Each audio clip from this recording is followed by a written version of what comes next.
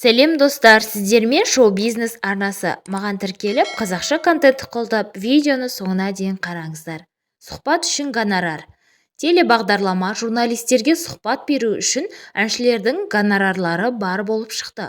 Олардың арасында ең қымбаты халық әртісі Роза Рымбаева да екен. Бұл туралы жаңа қадам бағдарламасының жүргізушісі Жансерік Бейсеев айтты. Той-концерт былай тұрсын, телеарналардағы бағдарламаға қатысып, сұхбат беруге де гонорар сұрайтын әншілер пайда болыпты. Мысалы, біздің редакторлар хабарласқан. Роза Рымбаева 5 мың, Төреғали Төрәлі $4,000 гонорар сұраған деді.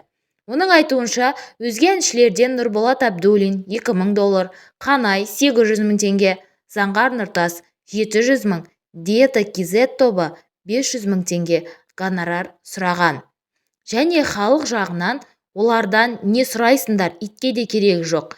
Бізге Роза да Төреғали де қызық емес. Рымбаеваның әнін ешкім тыңдамайды. Әбден ақшаға құныққан, жетіскен екен деген халық тарапынан сыни пікірлер жазылған.